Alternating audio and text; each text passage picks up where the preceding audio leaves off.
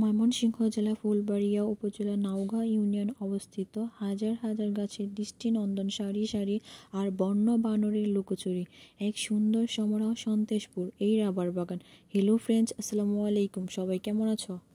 বাংলাদেশি বন্য শিল্প উন্নয়নে কর্পোরেশনের তত্ত্বাবধানে সন্তেশপুর এই রাবার বাগানে প্রাকৃতিক উপায়ে গাছ থেকে কষ সংগ্রহ করে রাবার তৈরি করা হয়।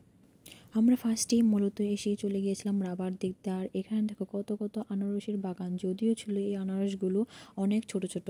পরে চলে গেলাম রাবার গাছ দেখতে। আর এই বাগানে রয়েছে প্রায় বিরল প্রজাতির 500 থেকে 600 বানর বসবাস করে। আমার চারপাশে গাছ আর গাছ, একটার পর আরেকটা, মনে হচ্ছে কোনো এক বিশাল বনে ঢুকে পড়েছি। যদিও আমরা গিয়েছিলাম বিকেলের দিকে, তখন কোনো বেশি লোকজন ছিল না। রাবার গাছগুলো দেখতে আসলেই কত সুন্দর, তাই না?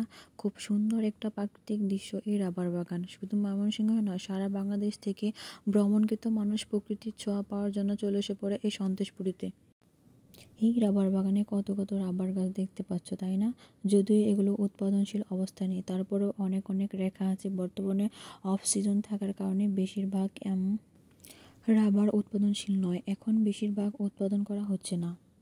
আর সব থেকে যেটা বেশি ভালো লাগলো সেটা হলো এগুলোর গাছের নিচে কত কত গাছের পাতা। দাঁড়াও, তোমাদেরকে একটা জিনিস দেখাই। মূলত রাবার কীভাবে উৎপাদন করা হয়, গাছকে লাইনভাবে কেটে নিয়ে এসে ঠিক এখান দিয়েই এসে রাবার নিচে একটা পাত্রের মাঝে পড়বে। ঠিক এইভাবেই রাবার উৎপাদন করা হয়। তোমাদের সাথে গল্প করতে করতে চলে গেলাম আমরা দুই বোন মিলে কিছু ভিডিও বানাবো বলে। আমাদের দুজনকে কেমন লাগছে তোমরা কিন্তু অবশ্যই জানিয়ে দেবা। পৃথিবীতে কোনো বোন না থাকা সত্ত্বেও বোনের এরকম ভালোবাসা পাওয়াটা কিন্তু সত্যি অনেক ভাগ্যের ব্যাপার, তাই না? ক্যামেরায় তোমরা কতটুকু সুন্দর দেখতে পাচ্ছ আমি জানি না, কিন্তু এটা বাস্তবে আসলেই অনেক সুন্দর। তোমরা যারা এখনও আসো নাই তারা একবার হলো এখানে ঘুরে যাবে। আর আমরা আবারও কিছু ভিডিও ক্লিপ নিয়ে স্টার্ট করে দিলাম। তো বন্ধুরা, আমার জন্য কি মনে হচ্ছে? আমার মনে হচ্ছে আমি মনে হয় অনেক লাকি এরকম একটা বোন পেয়ে। আলহামদুলিল্লাহ, আলহামদুলিল্লাহ।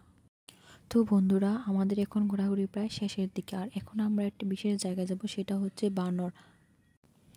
আমি এখানে গাড়ি থেকে নামিনি, কারণ আমার অনেক ভয় লাগছিল। আমরা এসেছিলাম বিকেলের দিকে, ঘুরতে ঘুরতে আমাদের প্রায় সন্ধ্যা হয়ে গেছিলো, তাই এখানে আর নামা হয় নাই।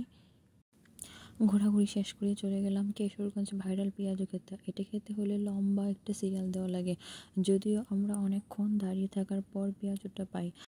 আর এই মামাটা দেখো কত সুন্দর করে আমাদেরকে সার্ভ করেছে। আর এই ডালটার মূল্য ছিল মাত্র 100 টাকার। 100 টাকার ডালটার মধ্যে ছিল 20 পিস পেঁয়াজু।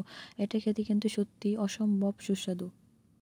আর আজকের ভিডিওটা তোমাদের কাছে কেমন লেগেছে অবশ্যই কিন্তু তোমরা কমেন্টে জানিয়ে দিও। আজকে ভিডিও এই পর্যন্ত। আল্লাহ হাফেজ।